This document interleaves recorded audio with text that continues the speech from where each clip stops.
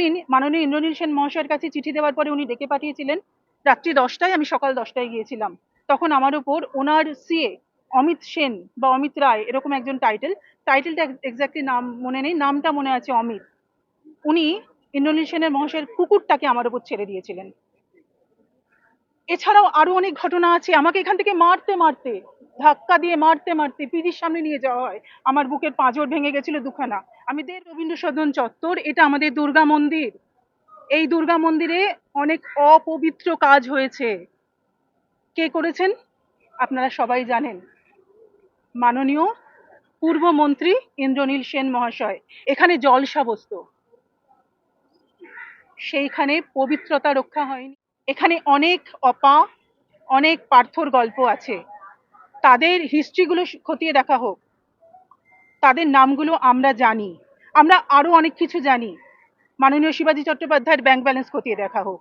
মাননীয় ইন্দ্রনীল সেনকে আপনারা হুগলি জেলার ওই একটা বিরাট সাম্রাজ্যের অধিকারী দেখেছিলেন। আমি তো বলবো উনি আরো অনেক কিছুর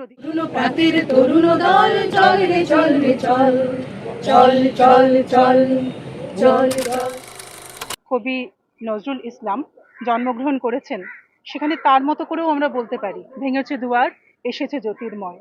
আমরা এই সরকারের কাছে আমাদের আবেদন তুলে ধরছি। আমাদের অনেক দুঃখ, অনেক কষ্ট, অনেক অভিমান। কেন জানেন? আমাদের মঞ্চ দেওয়া হয়নি। যার জন্য আমরা বেঁচে থাকি সেটা হচ্ছে মঞ্চ। আমাদের সঙ্গীত, আমাদের কণ্ঠ মঞ্চের মধ্যে দিয়ে বেঁচে থাকে, কিন্তু আমরা মঞ্চ পাইনি। বারংবার আমরা এর জন্য আবেদন করেছি বিখ্যাত সঙ্গীত শিল্পী শ্রদ্ধেয় শিবাজী চট্টোপাধ্যায়ের কাছে। কারণ উনি কাল এটা বলেছেন যে, বা প্রমাণ করে দিয়েছেন যে আমি ওনার কাছে গিয়েছিলাম। তাহলে উনি তো আমাদের পিতৃসম, ওনাকে প্রণাম জানাই। উনি কেন দেননি? উনি কি জানতেন না? উনি সন্তানের স্নেহ, সন্তানের কান্না শুনতে পাননি? উনি সব জানতেন। এই রবীন্দ্র সদন চত্বর, এটা আমাদের দুর্গা মন্দির। এই দুর্গা মন্দিরে অনেক অপবিত্র কাজ হয়েছে। কে করেছেন আপনারা সবাই জানেন, মাননীয় পূর্বমন্ত্রী ইন্দ্রনীল সেন মহাশয়। এখানে জলসা বসতো, সেইখানে পবিত্রতা রক্ষা হয়নি। যা যা ঘটেছে তার প্রমাণ আমরা জানি। আমাদের মতো অজস্র কণ্ঠকে সরিয়ে দিয়ে সেখানে এমন কিছু কণ্ঠের ব্যবহার করা হয়েছিল, এবং এখানে যে নেক্সাস ছড়িয়েছিল, এখানে যে ঘটনা হয়েছে, যে চোখের জল এখান থেকে গেছে, আজ সেটার পরিসমাপ্তি হয়েছে আমরা বলতে পারি। আমরা চাই আবার আগের মতো মঞ্চে আমাদের অনুষ্ঠান দেওয়া হোক। আমরা মঞ্চের বাইরে কিচ্ছু চাইনি। মঞ্চের জন্য আমরা লড়েছিলাম, মঞ্চের জন্য কেঁদেছিলাম, কিন্তু কি দেওয়া হলো? কি পেলাম আমরা? গলা ধাক্কা। রবীন্দ্র সদনের এখানে চোখের জল অনেকের আছে যারা গলা ধাক্কা ছাড়া কিছু পায়নি। আমি মাননীয় বর্তমান যিনি সিএম মহাশয় আছেন তার একটা কথা বিশ্বাস করি। উনি একটা সময় বলেছিলেন যে এই রবীন্দ্র সদন চত্বর কেন্দ্রিক যে সাংস্কৃতিক অনুষ্ঠান হয়, সেখানে জলের বোতল থেকে বাঁশ পর্যন্ত বিক্রি হয়। তখন এখানে শিল্পীদের বড্ড গায়ে লেগে গেছিল। তারা সেখানে এই রবীন্দ্র সদন চত্বরের বাইরে ওপেন ফোরামে তারা গিয়ে তার হয়ে প্রতিবাদ করেছিলেন। আসলে উনি সত্যি কথা বলেছিলেন। আমরা কোনো রাজনৈতিক মঞ্চ ধরিনি, রাজনৈতিক কোনো চেতনার মধ্যে বিশ্বাস করিনি। আমরা সঙ্গীতের কথা বলেছিলাম, আমরা যাইনি। তারা এখানে দাঁড়িয়ে যে নেক্সাস তৈরি করেছিলেন, তার ফলে এখানে যে জলসাঘর তৈরি হয়েছিল, সেখানে কিছু উঠতি শিল্পী, তাদের বলবো মাননীয় মন্ত্রী সিএম মহাশয়কে তাদের ব্যাংক ব্যালেন্সটা খতিয়ে দেখা হোক। এখানে অনেক অনেক পার্থর গল্প আছে, তাদের হিস্ট্রিগুলো খতিয়ে দেখা হোক, তাদের নামগুলো আমরা জানি, আমরা আরো অনেক কিছু জানি। মাননীয় শিবাজী চট্টোপাধ্যায়ের ব্যাংক ব্যালেন্স খতিয়ে দেখা হোক। মাননীয় ইন্দ্রনীল সেনকে আপনারা হুগলি জেলার ওই একটা বিরাট সাম্রাজ্যের অধিকারী দেখেছিলেন। আমি তো বলবো উনি আরো অনেক কিছুর অধিকারী। আমাদের চোখের জলের জন্য উনি দায়ী, আমাদের মঞ্চ না দেওয়ার জন্য উনি দায়ী। আমাদের জন্য উনি অনেক কিছু অব্যবস্থা করে রেখেছিলেন, যেখানে আমরা কেঁদেছি আর ওনারা হেসেছেন। আজ আমরা হাসবো, আজ আমরা গান গাইবো।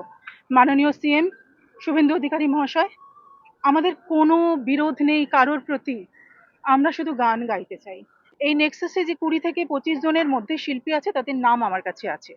আচ্ছা, এই নেক্সাসের সাথে জড়িত ছিল যারা, তারা বলবো যদি এখান থেকে শুরু হয়, মাননীয় ইন্দ্রনীল সেন মহাশয় উনি যদি প্রধান থাকেন, তারপরে এখানের বিভিন্ন রকম এজেন্ট আছে, বিভিন্ন শিল্পী আছে, নাম করে তাদের আমি চিহ্নিতকরণ করতে পারি, এবং সরকারি দপ্তর কেন্দ্রিক বেসরকারি যেখানে এখানে স্থায়ী যারা চাকরি সূত্রে আছেন তাদের মধ্যে কিছু নাম আমার কাছে জানা আছে। এছাড়া জেলায় জেলায় সেন্ট্রাল কর্তৃক নির্দিষ্টকরণ হিসাবে 10,000-এর কাছাকাছি মেলার নথিকরণ আছে।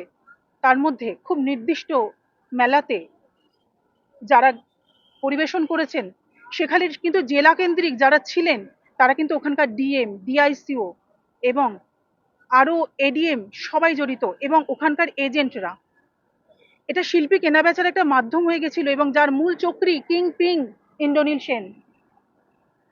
সেন, ওনার অ্যাকাউন্ট চেক করা হোক, ওনার যে সংখ্যায় 3 জন, তাদের অ্যাকাউন্ট চেক করা হোক, তারা কোথা থেকে এত টাকা পেলেন সেই অ্যাকাউন্ট চেক করা হোক। আমাদের অনেক আবেদন আছে, তার প্রমাণ আমার কাছে আছে। আমি নিজে গেছিলাম নবান্নতে, আপনাকে বা আপনাদেরকে বলতে আজ দুঃখ লাগলেও সেদিনটা আমার কাছে খুব দূরে নয়, যেদিন মাননীয় ইন্দ্রনীল সেন মহাশয়ের কাছে চিঠি দেওয়ার পরে উনি ডেকে পাঠিয়েছিলেন রাত্রি 10টায়, আমি সকাল 10টায় গিয়েছিলাম। তখন আমার উপর ওনার সিএ অমিত সেন বা অমিত রায় এরকম একজন টাইটেলটা এক্স্যাক্টলি নাম মনে নেই, নামটা মনে আছে অমিত, উনি ইন্দ্রনীল সেনের মহাশয়ের কুকুরটাকে আমার উপর ছেড়ে দিয়েছিলেন। এছাড়াও আরো অনেক ঘটনা আছে, আমাকে এখান থেকে মারতে ধাক্কা দিয়ে মারতে পিজির সামনে নিয়ে যাওয়া হয়, আমার বুকের পাঁজর ভেঙে গেছিল দুখানা, আমি 1.5 বছরের মতো বিছানায় শুয়েছিলাম। আমার মতো অজস্র শিল্পী আছে যাদের দীর্ঘদিনের একটা কষ্টের গল্প কিন্তু তারা আছে, তাদের কাছে এটা হাস্যকর গল্প, আমাদের কাছে এটা আমাদের না পাওয়ার যন্ত্রণা। আমরা সব যন্ত্রণা মুছে আবার গানে ফিরতে চাই, আমরা গানের জন্য তৈরি, আমরা গানের জন্য প্রস্তুত হয়েছি। আমার নাম দোলা বন্দ্যোপাধ্যায়, আমি একজন সঙ্গীত শিল্পী। আমি হুগলি জেলা থেকে বিলং করি, হুগলি জেলাই আমার বাসভূমি। হুগলি জেলাতেও আমাকে আটকে দেওয়া হয়েছে এবং এখানেও এই নেক্সাস কাজ করেছে, আমি কিন্তু এটাও জানিয়ে রাখলাম। এখানে সবাই সঙ্গীত শিল্পীরা রয়েছে, যাকে আপনি জিজ্ঞেস করবেন সবাই একটাই কথা বলবে, শিবাজিদার অঙ্গুলি হেলনে সমস্তটা কিছু হতো।